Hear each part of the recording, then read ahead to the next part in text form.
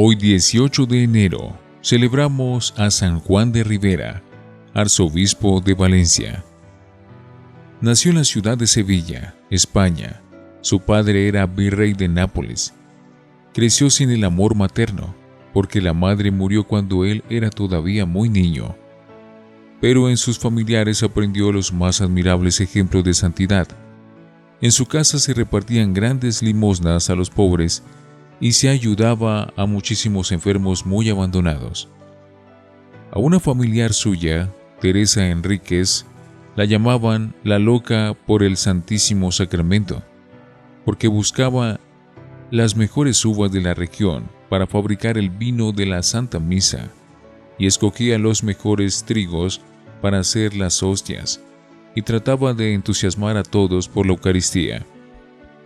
Juan de Ribera estudió en la mejor universidad que existía en ese entonces en España, la Universidad de Salamanca, y allí tuvo de profesores muy famosos doctores, como el padre Vitoria.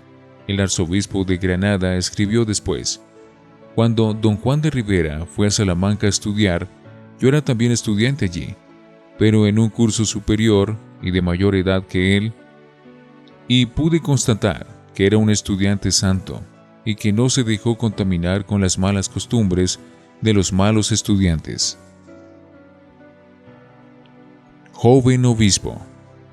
Cuando tenía unos pocos años de ser sacerdote y contaba solamente con 30 años de edad, el Papa Pío IV lo nombró obispo de Badajoz. Allí se dedicó con toda su alma a librar a los católicos de las malas enseñanzas de los protestantes. Organizó pequeños grupos de jóvenes catequistas que iban de barrio en barrio enseñando las verdades de nuestra religión y previniendo a las gentes contra los errores que enseñaban los enemigos de la religión católica. San Juan de Ávila escribió: estoy contento porque Monseñor Ribera está enviando catequistas y predicadores a defender al pueblo de los errores de los protestantes. Y él mismo les costea generosamente todos los gastos. El joven obispo confesaba en las iglesias por horas y horas como un humilde párroco. Cuando le pedían, llevaba la comunión a los enfermos y atendía cariñosamente a cuantos venían a su despacho. Pero sobre todo predicaba con gran entusiasmo. Los campesinos y obreros decían: vayamos a oír al santo apóstol. En 2 ocasiones vendió el mobiliario de su casa y toda la loza de su comedor para comprar alimentos y repartirlos entre la gente más pobre, en años de gran carestía. El día en que partió de su diócesis en Badajoz para irse de obispo a otra ciudad, repartió entre los pobres todo el dinero que tenía y todos los regalos que le habían dado, y el mobiliario que su familia le había regalado. Arzobispo de Valencia. Cuando lo nombraron arzobispo de esa ciudad, llegó allá sin un centavo. Muchas veces en la vida le sucedió quedarse sin ningún dinero, por repartirlo todo entre los pobres, pero Dios nunca permitió que le faltara lo necesario. Su horario. Como arzobispo se levantaba a las 4 de la madrugada. Dedicaba 2 horas a leer la Sagrada Escritura y otros libros religiosos. Otras 2 horas las dedicaba a la celebración de la Santa Misa y a rezar los salmos. Luego, durante 2 o 3 horas preparaba sus sermones. Desde mediodía hasta la noche atendía a las gentes. Todo el que quisiera hablar con él hallaba siempre abierta la puerta de la casa arzobispal.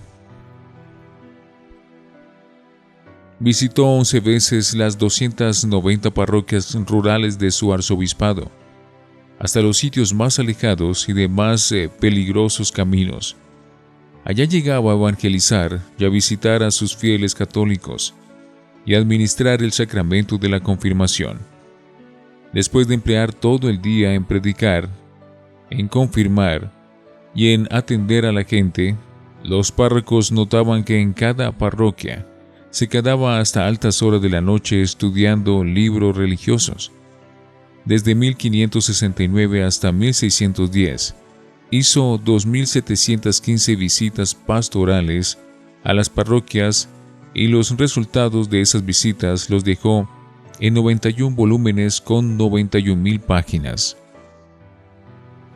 Celebró 7 sínodos o reuniones con todos los párrocos para estudiar los modos de evangelizar con mayor éxito a las gentes. Los decretos de cada sínodo eran poquitos y bien prácticos para que no se les olvidaran o se quedaran sin cumplir. Todos estos sínodos tenían un objeto principal: obtener que los sacerdotes se hicieran más santos. Su trato con los sacerdotes. Trataba a todos y a cada uno de los sacerdotes con la más exquisita cortesía y amabilidad. Cada uno de ellos podía exclamar: «Lo aprecio porque tuvo tiempo para mí».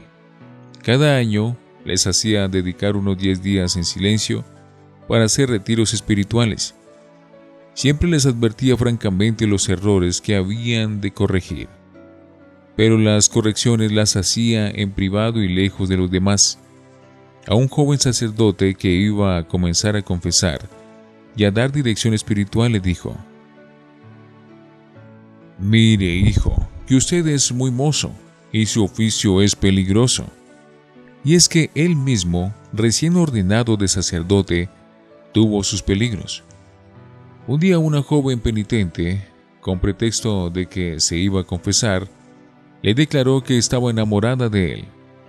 Y Juan rechazó valientemente aquella trampa y después logró que aquella pobre pecadora se convirtiera. En el colegio, en la universidad y ahora como obispo, lo que lo libró siempre de caer en las trampas de la impureza fue el practicar mucho la mortificación y el dedicar bastante tiempo a la oración. Se cumplía en su vida lo que decía Jesús: ciertos malos espíritus solo se alejan con la oración y la mortificación. Le agradaba mucho dar clases de catecismo a los niños. Él en persona los preparaba a la primera comunión. La gente veía con agrado al obispo sentado en un taburete en la mitad del patio, rodeado de muchos niños, enseñándoles el catecismo. Les repartía dulces, monedas y otros regalitos a los que respondían mejor las preguntas del catecismo, y a los más pobres les regalaba el vestido de primera comunión. Para los jóvenes que tenían nobles ideas puso un colegio en su propia casa arzobispal, y allí los iba formando con todo esmero y muy buena disciplina. Del colegio de San Juan de Ribera salieron un cardenal, un arzobispo, 12 obispos, numerosos religiosos y muchos líderes católicos. El rey lo nombró virrey de Valencia, y así llegó a ser al mismo tiempo jefe religioso y jefe civil, y la tranquilidad que en mucho tiempo no reinaba en aquella región llegó como por encanto. Él personalmente se preocupaba por que se administrara justicia con toda seriedad. Una vez vino alguien a decirle que un juez le estaba haciendo injusticia en un pleito. El señor arzobispo se fue donde el juez y le pidió que revisara todo el expediente. Y el inocente fue absuelto. Después el juez contaba: un rico me había ofrecido dinero para que fallara en contra del inocente. Pero vino el señor arzobispo y me convenció y me obligó a hacer justicia, y logré que mi conciencia quedara en paz. La Santa Misa la celebraba con tal devoción que al acólito le decía que después de la elevación podía retirarse, pues él duraba hasta 2 horas en éxtasis allí ante Jesús sacramentado, después de levantar la Santa Hostia. Cuando al ver que la gente era muy indiferente para la religión, le pidió al Papa que le quitara de aquel cargo, pero el sumo pontífice le pareció que él era el más dedicado para ese arzobispado, y le rogó que hiciera el sacrificio de seguir en ese sagrado cargo. y así por 42 años estuvo de arzobispo de Valencia, obteniendo enormes frutos espirituales. Murió en enero de 1611. Cuando se supo la noticia de su muerte, los niños recorrían las calles cantando: "El señor arzobispo está en la gloria obteniendo el premio de sus victorias". Durante los funerales, en el momento de la elevación de la Santa Hostia en la misa, los que estaban junto al cadáver vieron que abría los ojos y que el rostro se le había sonrosado, por unos momentos, como adorando al Santísimo Sacramento. El Papa San Pío V lo llamaba la lumbrera de todos los obispos españoles. Hizo muchos milagros, fue beatificado en 1796 y fue declarado santo por el Papa Juan XXIII en 1960.